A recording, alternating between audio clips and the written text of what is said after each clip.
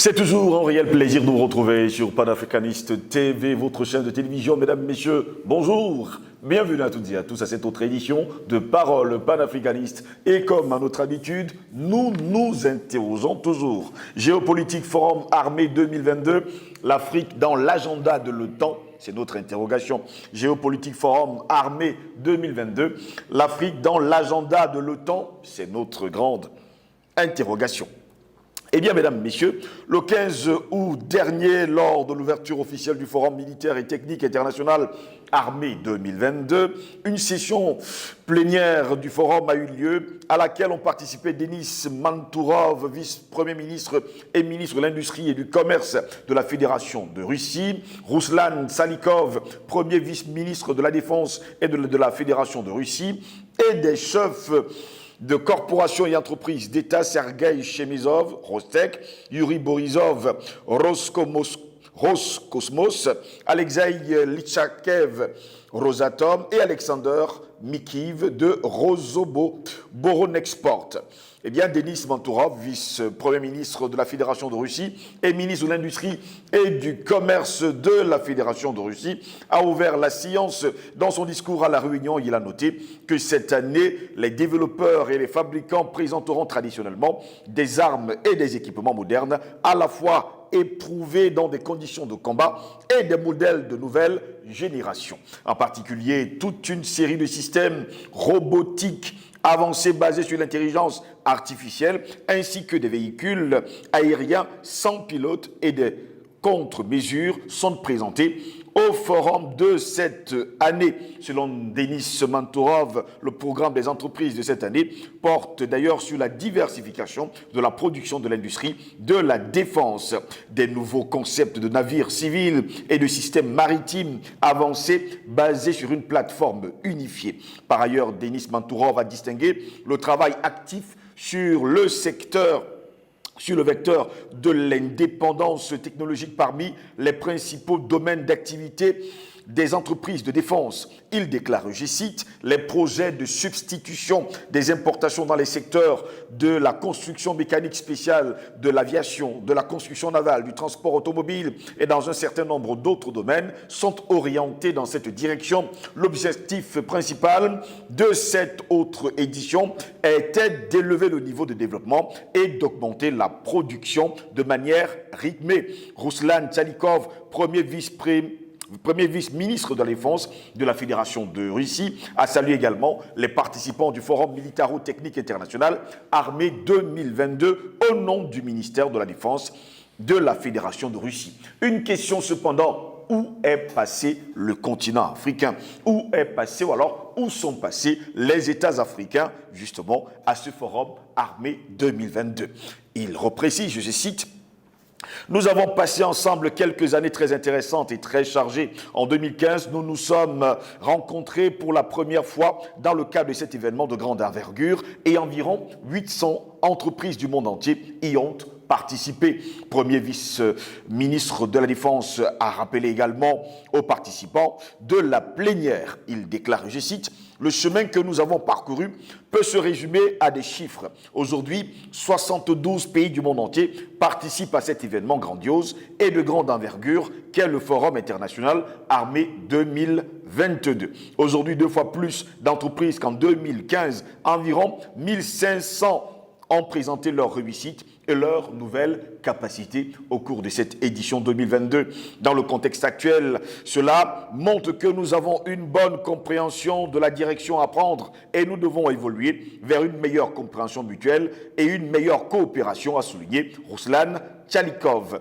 Nous attendons avec impatience de nouvelles découvertes, de nouvelles inventions, de nouveaux équipements et de nouvelles techniques, car pour les forces armées russes modernes, tout cela est extrêmement important et très demandé, et nous espérons que notre coopération conjointe enrichira nos invités, participants, producteurs et acheteurs, et nous permettra justement d'aider nos partenaires africains à mieux s'armer et à mieux se défendre. À la fin de son discours, le premier vice-ministre de la Défense de la Fédération de Russie a souhaité aux participants un travail intéressant et fructueux et s'est dit convaincu que les chiffres qui caractériseront le forum actuel, le nombre de contrats conclus, le nombre de véhicules achetés, ne seront pas inférieurs mais supérieurs aux précédents. Eh bien, tout ceci s'est déroulé du 15 au 21 août 2022. C'était au centre d'exposition et de congrès patriotes, le champ de tir d'Alabino et l'aérodrome de Kubinka qui ont accueilli d'ailleurs le forum militaro-technique international Armée 2022 organisé par le ministère russe de la Défense. Et nous donc de nous poser la question, géopolitique forum Armée 2022, l'Afrique dans l'agenda de l'OTAN. Nous nous interrogeons. Pour répondre à nos questions, nous sommes avec le docteur Yambin Timba. Il est justement analyste politique et surtout économique. Il est philosophe et panafricaniste de la première heure. Il faut également préciser par ailleurs qu'il est écrivain. Oui, vous savez quand même qu'il a sorti un très grand livre tous ces derniers jours-ci. Et ça commence justement à faire, on va le dire comme ça, des émules. On le demande un peu partout ces derniers temps. Docteur Yambin Timba, bonjour, bienvenue à vous. Bonjour, monsieur Ngos. J'espère que vous allez bien. Oui, ça va. Le livre, il se porte bien aussi. Mais ça va, le public l'accueille très bien, il y a des commentaires extrêmement intéressants et puis nous espérons que les ventes vont suivre. Ben oui, les ventes vont suivre. On attend bien sûr beaucoup de ventes de ce livre-là. Surtout, c'est important. C'est important. C'est important d'ailleurs, les ventes du livre. Et on en parlera forcément un autre jour. La question que nous vous posons aujourd'hui, docteur Yambin Timba, nous parlons de géopolitique et surtout de ce forum Armée 2022 qui s'est déroulé du côté de la Russie. L'Afrique est-elle aujourd'hui dans l'agenda de l'OTAN? Parce que jusqu'à preuve de contraire, eh bien, on s'est rendu compte que l'Afrique était carrément absente, même si nous savons qu'elle était aujourd'hui spectatrice, les pays africains étaient spectateurs lors de ce forum Armée 2022. Alors, le forum, lui, s'est passé en Russie. Oui. Et l'OTAN, c'est pas la Russie. Non, l'OTAN n'est pas la Russie. Mais on se souvient que le ministre Chogoy a fait référence justement à la volonté de recolonisation de l'Afrique par l'Occident. Oui. Et c'est quelque chose qui fait finalement le lien entre l'OTAN et ce forum. Oui. N'oublions pas que le G7 a annoncé un investissement, disons vouloir lever 600 milliards de dollars pour d'investissement sur le continent africain, qui succède aux 7 milliards annoncés par les États-Unis depuis une éternité sur le secteur, je crois, de l'énergie. Et vous avez également, à un moment donné, la proposition de la France d'aller créer des actifs qui auraient permis d'avoir des DTS pour les pays où on utilise le franc CFA. Mais bon, c'était une belle escroquerie que nous avons dénoncé en son temps d'ailleurs. Oui. Il se trouve que c'est ce lien qu'il faut faire. Et lorsqu'on a fait ce lien, on comprend très bien que, en fait, ce que dit la diplomatie et, disons, le gouvernement russe et que les Africains connaissent très bien, c'est qu'il y a cette tentative de recolonisation parce que il faut pouvoir accéder plus que jamais aux ressources de l'Afrique gratuitement, en tout cas dans les pays où on utilise le franc CFA, c'est le cas pour la France et pour l'Union européenne, d'accéder gratuitement à ces ressources-là et surtout à un marché en plein essor. C'est 1,5 milliard de consommateurs aujourd'hui et en 2050, c'est 2,5 milliards de consommateurs et en 2100, on projette que l'Afrique aura 5 milliards d'habitants. Donc 5 milliards de consommateurs, la moitié de la population mondiale, entre 5 et 7 milliards. Donc, tout le monde se bat pour s'assurer que l'Afrique est sous son contrôle en Occident, que l'Afrique reste sous le contrôle de l'Occident. De ce côté-là, tout le monde se bat, que ce soit l'OTAN, que ce soit l'OCDE, que ce soit le G7, que ce soit l'Union européenne, que ce soit la France, que ce soit tous ces anciens pays-là et toutes les organisations de l'ONU. On se bat pour que l'Afrique reste sous le contrôle de l'Occident. Le problème, c'est que cette Afrique qui a été sous le contrôle de l'Occident n'est plus la même. C'est une Afrique aujourd'hui avec beaucoup d'intellectuels qui sont de vrais intellectuels, c'est-à-dire des éveilleurs de conscience. Nous avons la chance d'avoir des journalistes comme vous, des jeunes écrivains, des penseurs qui publient tous les jours, qui parlent, qui expliquent, qui essayent d'interpeller l'Afrique. Et nous avons surtout une jeunesse très au fait du mode de vie occidental. Et ce mode de vie-là, nous le comprenons tellement bien que, en fait, c'est l'Occident qui a peur. Cette volonté de recolonisation est l'expression de la peur de l'Occident, mais il n'a pas à avoir peur.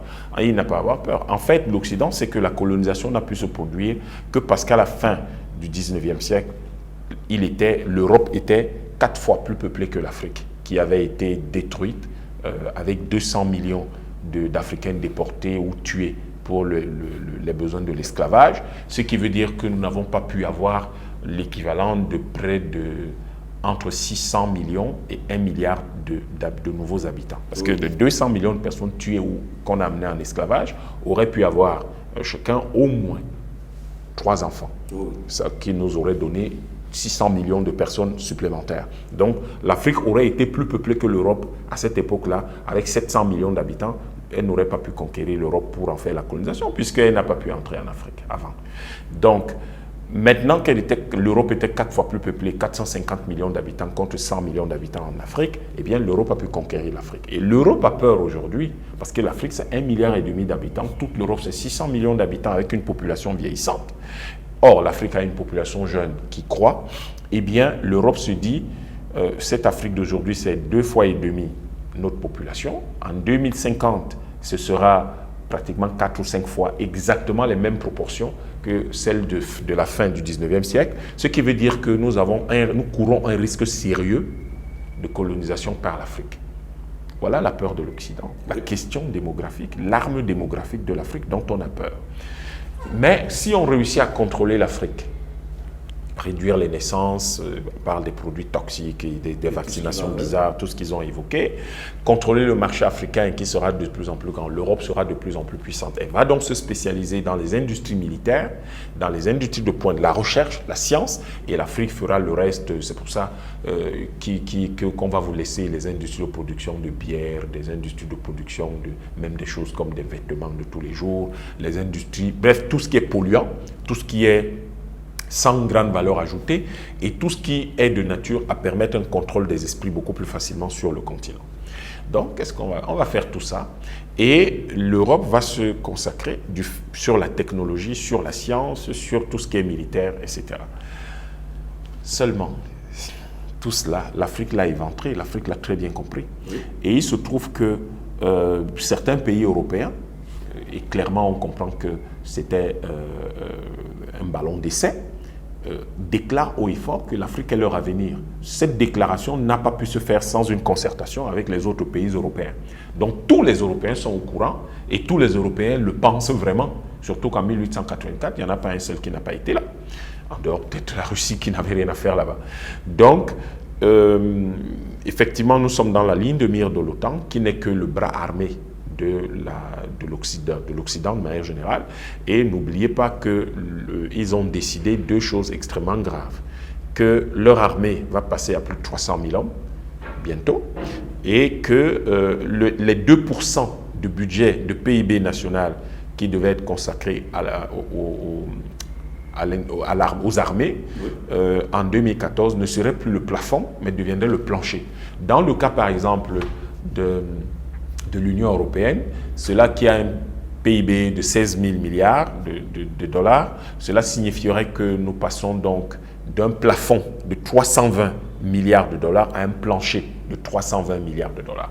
320 milliards de dollars, c'est un peu plus de la moitié du PIB de toute la CEAC.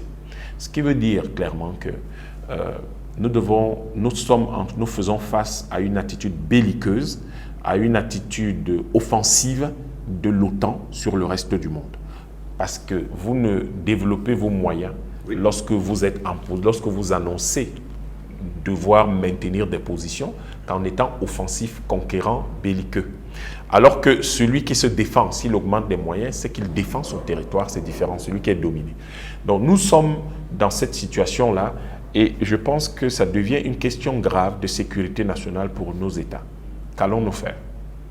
Et je crois que c'est l'interpellation qui nous vient de ce forum. Justement, cette interpellation, c'est qu'aujourd'hui, la Russie a besoin d'armées et surtout de donner l'opportunité aux pays africains de se sécuriser, de se défendre. Mais on a l'impression aujourd'hui que jusque-là, personne ne lève réellement le petit doigt. En fait, ce n'est pas la Russie qui a besoin. la Russie est disposée. Oui. Elle est disponible pour. Elle dit, ah, moi je vais aider mes amis, s'ils me le demandent, parce que je n'ai pas à leur imposer leur choix. Oui, je n'ai pas à leur imposer quoi que ce soit, rien du tout. Et, mais je leur laisse le choix de leur avenir. Mais dans cet avenir qu'ils auront choisi, s'ils me sollicitent pour que je puisse contribuer à ce qu'ils règlent, à ce qu'ils se donnent les moyens de leur sécurité, je suis disponible. Oui. Et ça devient une question de sécurité nationale pour nous. Et cette question-là, je crois, cette question peut être, si vous voulez, on peut poser la question en 3 volets ou en 4 volets. Le premier, c'est, avons-nous la capacité, au regard de l'émiettement du continent aujourd'hui, de nous organiser pour résister? Est-ce que si l'Occident, et vous savez, restons dans l'histoire, il faut faire très attention à l'histoire. Quand les Occidentaux, Européens et Nord-Américains, les Occidentaux ont décidé de s'attaquer à l'Allemagne nazie, ils ne l'ont pas attaqué, comment dire, en plusieurs points. Ils ont fait ce qu'on appelle le débarquement de Normandie. C'est-à-dire on attaque par un point, on casse ce point, ça nous permet de rentrer. Si les Africains restent là où ils restent, sans se réunir, pour être assez forts pour se protéger, ils vont tout simplement identifier les pays les plus fragiles et ils vont passer par là. Ils vont prendre la CEMAC, quel est le pays le plus fragile? L'UEMOA, quel est le pays le plus fragile? La CEDEAO, le plus fragile, la SADC, Comissa, Maghreb, etc. Aujourd'hui, on sait quels sont leurs chevaux de Troie. Dans le Maghreb, c'est le Maroc. Dans la CEDEAO, c'est la Côte d'Ivoire. Au niveau de l'Afrique centrale, ils essayent tant que faire se peut avec le Tchad, mais ça ne prend pas. Dans la SADC, ils ont énormément de mal, c'est compliqué. Dans la COMESA, ils essayent d'avoir des entrées, mais c'est difficile. Et puis dans la CEAC, ils ont un pied au Rwanda, mais il va falloir, le Rwanda se rend bien compte que ce n'est pas jouable. Donc, la question aujourd'hui, c'est qu'est-ce que veulent les Africains? En fait, le minimum pour résister à ça, lorsque les gens disent nous mettons 600 milliards de dollars d'investissement en Afrique, ça représente 10% du PIB de l'Afrique qui est de 6 700 milliards. Donc, si quelqu'un vous attaque avec 10% de votre PIB, vous n'avez pas beaucoup de chances de résister, puisque vous n'êtes pas capable de réunir 10% de votre PIB pour financer vos armées. Même si, en totalité, vous aviez les 600 milliards, vous avez un continent tellement émietté que les 600 milliards n'auraient pas le même impact que l'impact de celui qui les a dans une seule main. Vous les avez dans 56 mains. Bon, on n'aime pas dire 56 mains, mais le Sahara occidental, c'est un pays et il faut qu'il trouve son indépendance rapidement. Donc, vous avez ça émietté. Du fait que ce soit émietté, ça n'a pas le même impact, la même puissance, la même efficacité que celui qui a tout ça dans une seule main. C'est à ça que les Africains font face. Et ils ne réagissent pas. Il faut qu'on réagisse. Donc, il y a la problématique, d'abord, de l'unité du continent, qui peut se faire d'abord en 5 grands États, 5 grands États régionaux, les États-Unis d'Afrique centrale, l'État d'Afrique centrale, l'État d'Afrique de l'Ouest, l'État d'Afrique du Nord, l'État d'Afrique du Sud, l'Afrique australe et l'État d'Afrique de l'Est. Ça fait 5 États. Chacun de ces États aurait au minimum 250 millions d'habitants. Au minimum. Quand vous avez 250 millions d'habitants, c'est l'équivalent de l'eurozone, 270 millions d'habitants à peu près. Et que parmi les 200 millions d'habitants, vous en avez 150 à 180 millions qui sont des jeunes de moins de 15 ans, qui sont des jeunes de moins de 30 ans, vous avez un marché extrêmement porteur et vous avez une capacité extraordinaire de contrôle sur l'avenir, en tout cas de projection sur l'avenir. Donc vous avez ces 5 États, l'Europe ne s'amuserait pas comme ça, ou l'OTAN à menacer les Africains, parce que vous aurez l'Afrique centrale, par exemple, c'est 350 millions d'habitants et c'est 7 millions de kilomètres carrés. Comment vous pouvez vous attaquer à un État comme celui-là aisément? C'est très compliqué. Comment pouvez-vous vous attaquer à l'UEMOA avec ses 500 ou 550, 600 millions d'habitants avec pratiquement 10 millions de kilomètres carrés? Comment vous allez vous attaquer à un État comme ça? C'est très compliqué. Le problème, c'est que l'Afrique, vous trouvez des États qui ont... Sao Tomé et Principe, c'est quoi?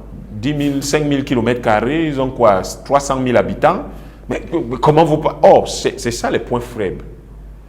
Ils ne vont même pas respecter nos frères du Cap-Vert ou de Sao Tomé et Principe. Ils vont venir les envahir. Et quand ils les auront envahis, ils auront des bases dans votre continent. Vous allez faire comment? Là, regardez ce qui s'est passé aux Comores quand la France a décidé de rester à Mayotte. Malgré les résolutions de l'ONU, vous arrivez à faire quoi? Mais vous pensez que s'il y avait un État de l'Afrique de l'Est, s'il y avait un État là-bas qui s'appelle les États-Unis d'Afrique de l'Est, vous croyez que la France se serait amusée à faire ça? Ces gens l'auraient débouté, l'auraient de quitter. Sauf que tout ce monde-là ne se parle pas, tout ce monde n'a pas le même intérêt géopolitique, et les Africains font face donc à cet émiettement qui les empêche de contrôler leur espace. C'est un sérieux problème pour l'Afrique.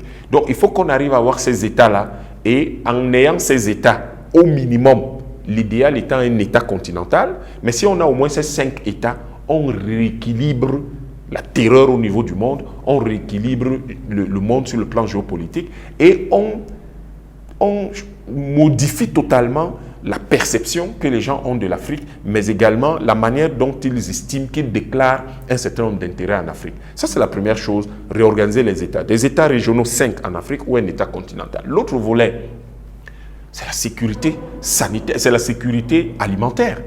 Mais vous avez un continent qui importe de la nourriture, c'est-à-dire ce qu'il faut au quotidien pour que les gens restent en vie, mais pour l'équivalent, en dizaines de milliards de dollars.